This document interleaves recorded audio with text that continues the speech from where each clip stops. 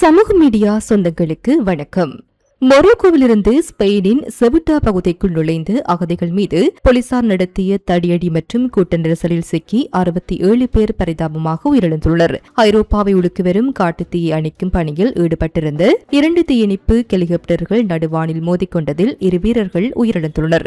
மறுபுறம் இந்தோனேசியாவில் 271 பயணிகளுடன் சென்ற படகில் ஏற்பட்டு பயங்கர தீ விபத்தில் 5 பேர் உயிரிழந்துள்ளனர். மேலும் 41 பேரை காணவில்லை. இதேவேளை கேரளாவில் பெய்து வரும் கனமழையால் பம்பா ஆற்றில் வெள்ளப்பெருக்கு ஏற்பட்டு 9 பேர் உயிரிழந்துள்ளனர். எகிப்தில் சூயஸ் நகருக்கு வடகிழக்கே 5.3 டிக்டர் அளவில் சக்தி வாய்ந்த நிலநடுக்கம் ஏற்பட்டுள்ளது. பங்களாதேஷில் முகநூல் காதல் மூலம் ஏமாற்றப்பட்டு பிரிந்து தனது 7 மாத குழந்தையை மீட்க 13 வயது சிறுமி நீதிமன்றத்தை நாடி போராடி வெற்றி பெற்றுள்ளார். உலக நாடுகளை உற்றுநோக்க வைத்துள்ள இந்த செய்திகளின் விரிவான தொகுப்பு இதோ. மொரோக்கோவிலிருந்து பல்லாயிரக்கணக்கான புலம்பெயர்ந்தோர் ஸ்பெயினின் வட ஆப்பிரிக்க பகுதியான செவிட்டாவிற்குள் நுழைந்ததைத் தொடர்ந்து அங்கு கடுமையான புலம்பெயர்வு நெருக்கடி ஏற்பட்டுள்ளது. எல்லைப் பகுதியில் ஏற்பட்டு பெரும் கூட்ட நெரிசலை கட்டுப்படுத்தும் முயற்சியில் போலீசார் புலம்பெயர்ந்தோர் மீது தடியடி நடத்தியதாக தகவல்கள் வெளியாகியுள்ளன. இதனால் அப்பகுதியில் பதற்றமான சூழல் நிலவியது. இந்த மிகப்பெரிய எல்லை கடப்பு முயற்சியின் போது குறைந்தது 67 புலம்பெயர்ந்தோர் உயிரிழந்ததாக ஸ்பெயினின் அதிகாரிகள் தெரிவித்துள்ளனர். அவர்களில் பலர் கடலில் மூழ்கியும் எல்லை தடுப்பு அமைப்புகளுக்கு அருகே ஏற்பட்ட நெரிசலில் சிக்கியும் உயிரிழந்ததாக கூறப்படுகின்றது. சுமார் 50,000 பேர் செவிட்டாவுக்குள் நுழைந்திருக்கலாம் என அதிகாரிகள் மதிப்பிட்டுள்ள நிலையில் உள்ளூர் நிர்வாக தரப்பில் இந்த எண்ணிக்கை மேலும் அதிகமாக இருக்கலாம் என தெரிவிக்கப்பட்டுள்ளது. எனினும் செவிட்டாவிற்குள் நுழைந்தவர்களில் பெரும்பாலானோர் பின்னர் தாங்களாகவே மொரோக்கோவிற்கு திரும்பியுள்ளதாக கூறப்படுகின்றது. இந்த சம்பவம் மனிதாபிமான நெருக்கடியை மட்டுமின்றி ஸ்பெயின் மொரோக்கோ எல்லை பாதுகாப்பு தொடர்பான அரசியல் பதற்றத்தையும் அதிகரித்துள்ளது. ஸ்பெயின் பிரதமர் பெட்ரோ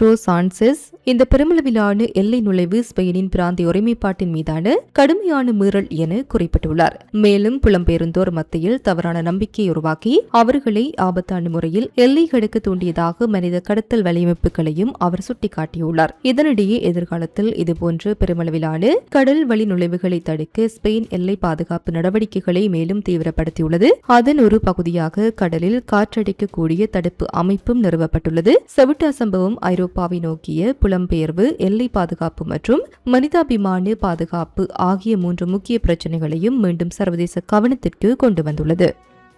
ஐரோப்பா முழுவதும் காட்டுத்தீ தீவிரம் அடைந்து வரும் நிலையில் கிரீஸில் தீயை அணைக்கும் பணியில் ஈடுபட்டிருந்த 2 தீயணைப்பு ஹெலிகாப்டர்கள் நடுவானில் மோதிக்கொண்டதில் 2 தீயணைப்பு வீரர்கள் உயிரிழந்துள்ளனர். கடும் வெப்பம், வறண்ட வானிலை, பலத்த காற்று மற்றும் நீடித்த வறட்சி காரணமாக கிரீஸில் காட்டுத்தீ வேகமாக பரவி வருகின்றது. இதனை கட்டுப்படுத்த தரைவழி நடவடிக்கைகளுடன் ஹெலிகாப்டர் மற்றும் விமானங்கள் மூலமாகவும் தீயணைப்பு பணிகள் தீவிரப்படுத்தப்பட்டுள்ளன. இந்த நிலையில் தீயை அணைக்கும் பணியில் ஈடுபட்டிருந்த 2 ஹெலிகாப்டர்கள் எதிர்பாராத விதமாக நடுவானில் மோதிக்கொண்டன. இந்த விபத்தில் 2 தீயணைப்பு வீரர்கள் உயிரிழந்ததாக தெரிவிக்கப்பட்டுள்ளது. கிரீஸில் மட்டும் நிலைமை மிகவும் மோசமடைந்துள்ள நிலையில் ஏதென்ஸ் அருகே 100க்கும் மேற்பட்ட வீடுகள் காட்டுத்தீயால் அழிக்கப்பட்டுள்ளதாக தகவல்கள் தெரிவிக்கின்றன. மேலும் பல பகுதிகளில் வசிக்கும் மக்கள் பாதுகாப்பான இடங்களுக்கு வெளியேற்றப்பட்டுள்ளனர். இதேவேளை ஐரோப்பாவின் பல்வேறு நாடுகளிலும் காட்டுத்தீ தொடர்ந்து பெரும் அச்சுறுத்தலாக உருவெடுத்துள்ளது. Spain, France, Portugal, Italy, Croatia, Turkey, ஐக்கிய ராச்சியம், நார்வே மற்றும் ஜெர்மனி உள்ளிட்ட நாடுகளில் காட்டுத்தீ பரவி வருவதால் ஆயிரக்கணக்கான மக்கள் தங்கள் வீடுகளை விட்டு வெளியேற வேண்டிய நிலை ஏற்பட்டுள்ளது. பல பகுதிகளில் ஆயிரக்கணக்கான ஹெக்டேர் நிலப்பரப்பு தீயில் கரையுள்ள நிலையில் தீயணைப்பு வீரர்கள் கடுமையான சூழ்நிலைகளுக்கு மத்தியில் தீயை கட்டுப்படுத்த போராடி வருகின்றனர். கடும் வெப்பம், வறட்சி மற்றும் பலத்த காற்று ஆகியவை காட்டுத்தீ வேகமாக பரவுவதற்கு சாதகமான சூழலை உருவாக்கி வருவதாக நிபுணர்கள் தெரிவிக்கின்றனர். மேலும் காலநிலை மாற்றம் காரணமாக ஐரோப்பாவில் காட்டுத்தீ சம்பவங்களின் தீவிரமும் பரவலும் அதிகரித்து வருவதாக விஞ்ஞானிகள் எச்சரிக்கை விடுத்துள்ளனர். கிரீஸில் தீயை அணைக்கும் பணியில் ஈடுபட்டிருந்த வீரர்களின் உயிரிழப்பு இந்த ஆண்டின் காட்டுத்தீ பேரழிவின் தீவிரத்தை மீண்டும் வெளிச்சத்திற்கு கொண்டு வந்துள்ளது. இந்தோனேசியாவின் ஜாவா கடலை கடந்து சென்ற பயணிகள் படகில் ஏற்பட்ட பயங்கர தீ விபத்தை தொடர்ந்து மிகப்பெரிய தேடுதல் மற்றும் மீட்பு பணி முன்னெடுக்கப்பட்டுள்ளது. கிழக்கு ஜாவாவின் சுரபாயாவிலிருந்து தெற்கு சுலவேசியின் மக்காசர் நோக்கி சென்று கொண்டிருந்த அந்த பயணிகள் படகில் திடீரென தீப்பற்றியதாக அதன் கேப்டன் அதிகாரிகளுக்கு தகவல் தெரிவித்துள்ளார். அப்போது படகில் 271 பயணிகள் இருந்ததாக அதிகாரிகள் தெரிவித்துள்ளனர். தீ வேகமாக பரவிய நிலையில் பயணிகளை பாதுகாப்பாக வெளியேற்றும் நடவடிக்கைகள் அவசரமாக மேற்கொள்ளப்பட்டன. அருகில் சென்று கொண்டிருந்த மற்ற படகுகளும் மீட்பு பணிக்கு உதவியதாக தெரிவிக்கப்பட்டுள்ளது. இந்த விபத்தில் இதுவரை குறைந்தது 5 பேர் உயிரிழந்துள்ளனர். மேலும் 225 பேர் உயிருடன் மீட்கப்பட்டுள்ளனர். எனினும் 41 பேரை இதுவரை காணவில்லை என அதிகாரிகள் தெரிவித்துள்ளனர். அவர்களை தேடும் பணியில் மீட்பு குழுவினர் தீவிரமாக ஈடுபட்டுள்ளனர். கடலில் காணாமல் போனவர்களை தேடும் பணிகள் தொடர்ந்து நடைபெற்று வரும் நிலையில் மீட்பு பணிகளுக்கு கடல் சூழ்நிலையும் சவாலாக இருப்பதாக தெரிவிக்கப்பட்டுள்ளது. இதனிடையே படகில் தீ எவ்வாறு ஏற்பட்டது என்பது குறித்து அதிகாரிகள் விசாரணையை தொடங்கியுள்ளனர். தீ விபத்துக்கான காரணம், பாதுகாப்பு நடைமுறைகள் மற்றும் காணாமல் போன பயணிகளின் நிலை குறித்து விசாரணை முடிவடைந்த பின்னரே முழுமையான தகவல்கள் வெளியாகும் என எதிர்பார்க்கப்படுகின்றது. 271 பேருடன் சென்ற பயணிகள் படகு தீப்பிடித்ததில் 5 பேர் உயிரிழப்பு, 225 பேர் மீட்பு, 41 பேர் மாயம். இந்தோனேசியாவில் தொடர்ந்து நடைபெற்று வரும் மீட்பு பணி பெரும் பரபரப்பை ஏற்படுத்தியுள்ளது.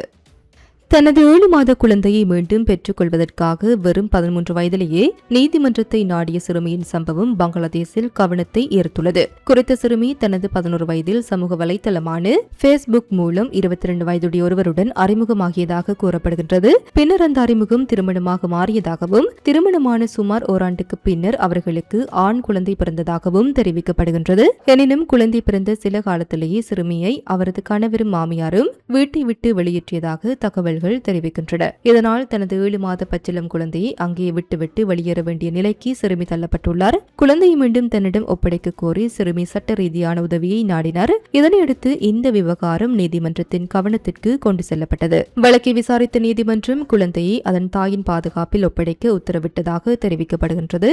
நீதிமன்ற உத்தரவின் அடிப்படையில் 7 மாத குழந்தை மீண்டும் தனது 13 வயது தாயிடம் ஒப்படைக்கப்பட்டதாக தகவல்கள் வெளியாகியுள்ளன. நீண்ட பிரிவுக்கு பின்னர் தாயும் குழந்தையும் மீண்டும் ஒன்றிணைந்த சம்பவம் பலரது கவனத்தையும் ஈர்த்துள்ளது. அதேவேளை இந்த சம்பவம் பங்களாதேஷில் குழந்தை திருமணம், சிறுமிகளின் பாதுகாப்பு மற்றும் குழந்தைகளின் அடிப்படை உரிமைகள் தொடர்பான கவலைகளை மீண்டும் முன்னிலைப்படுத்தியுள்ளது. எகிப்தின் வடகிழக்கு பகுதியில் இன்று ஏற்பட்டு 5.3 ரிக்டர் அளவிலான நிலநடுக்கம் மக்களை அச்சத்தில் ஆழ்த்தியுள்ளது. அமெரிக்க புவியியல் ஆய்வு மையமான தகவலின்படி இந்த நிலநடுக்கம் சூயஸ் நகருக்கு வடகிழக்கே ஏற்பட்டுள்ளது. நிலநடுக்கத்தின் மையப்பகுதி சுமார் 10 கிலோமீட்டர் ஆழத்தில் இருந்ததாக தெரிவிக்கப்பட்டுள்ளது. நிலநடுக்கத்தின் அதிர்வுகள் பல பகுதிகளில் உணரப்பட்டதாகவும் கட்டிடங்கள் உள்ளிட்டவை அதிர்ந்ததாகவும் தகவல்கள் வெளியாகியுள்ளன. இது தொடர்பான சில காட்சிகள் சமூக வலைதளங்களில் வெளியாகி வருகின்றன. எனினும் தற்போதைய நிலவரப்படி உயிரிழப்புகள் அல்லது காயங்கள் குறித்த தகவல்கள் எதுவும் பதிவாகவில்லை என அதிகாரிகள் தெரிவித்துள்ளனர். நிலநடுக்கத்தை தொடர்ந்து எகிப்திய செஞ்சிலுவை சங்கம் அவசரகால மீட்பு திட்டத்தை செயல்படுத்தியுள்ளது. பொதுமக்கள் பதற்றமடையாமல் அதிகாரப்பூர்வ அறிவுறுத்தல்களை பின்பற்றுமாறு கேட்டுக் கொள்ளப்பட்டுள்ளனர். மேலும் கட்டமைப்பு சேதம் ஏற்பட்டிருக்கலாம் என சந்தேகிக்கப்படும் கட்டடங்களின் அருகே செல்ல வேண்டாம் என்றும் நிலைமை மதிப்பிடப்படும் வரை எச்சரிக்கையுடன் இருக்குமாறும் பொதுமக்களுக்கு அறிவுறுத்தப்பட்டுள்ளது. இதனிடையே நிலநடுக்கத்தின் மையப்பகுதி சூயஸ் நகரில் சுமார் 38 கிலோமீட்டர் தொலைவில் இருப்பதாக எகிப்திய அதிகாரிகள் பின்னர் தெரிவித்துள்ளனர். மேலும் சிரியா, லெபனான் மற்றும் இஸ்ரேலின் சில பகுதிகளிலும் நில அதிர்வுகள் உணரப்பட்டதாக தகவல்கள் வெளியாகியுள்ளன. எனினும் இது குறித்து அதிகாரப்பூர்வ உறுதிப்படுத்தல்கள் தொடர்ந்து எதிர்பார்க்கப்படுகின்றன. நிலநடுக்கத்தால் ஏற்பட்டுள்ள பாதிப்புகள் குறித்து அதிகாரிகள் தொடர்ந்து மதிப்பீடு செய்து வரும் நிலையில் கூடுதல் தகவல்கள் வெளியாகும் என எதிர்பார்க்கப்படுகின்றது.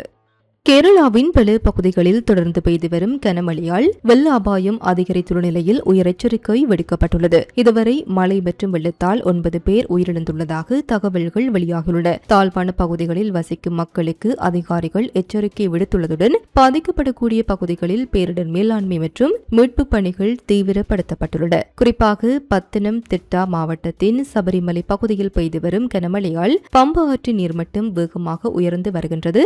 இதனால் ராணி உள்ளிட்ட தாழ்வான பகுதிகளில் திடீர் வெள்ளப்பெருக்கு ஏற்படும் அபாயம் இருப்பதாக அதிகாரிகள் எச்சரித்துள்ளனர். இந்த வானிலை ஆய்வுத்துறை தரவுகளின்படி ஞாயிற்றுக்கிழமை காலை முதல் திங்கட்கிழமை காலை வரை கேரளாவில் 3 வானிலை நிலையங்களில் 100 மில்லிமீட்டருக்கும் அதிகமான மழை பதிவாகியுள்ளது. அதிகபட்சமாக பத்தனம் திட்டா மாவட்டத்தின் வெங்குறிஞ்சியில் 104.5 மில்லிமீட்டர், இடுக்கி மாவட்டத்தின் உடுப்பன்னூரில் 103 மில்லிமீட்டர், செருதோனியில் 101.5 மில்லிமீட்டர் மழை பதிவாகியுள்ளது. தொடர்ந்து கனமழை பெய்து வருவதால் பல மாவட்டங்களில் முன்னெச்சரிக்கை நடவடிக்கையாக ஆகஸ்ட் 3ஆம் தேதி அனைத்து கல்வி நிறுவனங்களுக்கும் விடுமுறை அறிவிக்கப்பட்டுள்ளது. மாறி வரும் வானிலை நிலவரத்தை தொடர்ந்து கண்காணிக்கும் வகையில் முதலமைச்சர் தலைமையில் மாவட்ட ஆட்சியாளர்களுடன் இணையவழி ஆய்வுக் கூட்டமும் ஏற்பாடு செய்யப்பட்டுள்ளது. இதனிடையே பத்தனம், திட்டா மாவட்டத்தில் மீட்பு மற்றும் நிவாரண நடவடிக்கைகளை அதிகாரிகள் தீவிரப்படுத்தியுள்ளனர். பாதிக்கப்படக்கூடிய பகுதிகளில் வசிக்கும் மக்களை பாதுகாப்பான இடங்களுக்கு மாற்றுவதற்கான நடவடிக்கைகளும் மேற்கொள்ளப்பட்டு வருகின்றன. சபரிமலை பகுதியில் தொடரும் இடைவிடாத மழை காரணமாக நிலைமை மேலும் மோசமடையக்கூடும் என அதிகாரிகள் எச்சரித்துள்ள நிலையில் வெள்ள அபாயம் உள்ள பகுதிகளில் வசிக்கும் மக்கள் தேவையற்ற பயணங்களை தவிர்த்து அதிகாரிகளின் அறிவுறுத்தல்களை பின்பற்றுமாறு கேட்டுக் கொள்ளப்பட்டுள்ளனர். இத்துடன் குறித்த காணொளி நிறைவு பெறுகின்றது. இது தொடர்பிலான உங்களுடைய கருத்துக்களை கமெண்ட் வாயிலாக தெரிவிக்கலாம். இது போன்ற பல செய்திகளை தெரிந்து கொள்ள நம்முடைய சமூக மீடியா யூடியூப் சேனலை சப்ஸ்கிரைப் செய்து அருகில் உள்ள பெல் பட்டனை கிளிக் செய்யுங்கள். மேலும் செய்திகளை உடனுக்குடன் தெரிந்து கொள்ள சமூகமீடியா.com என்ற இணையதளத்தின் வாயிலாக எங்களுடன் இணைந்திருங்கள்.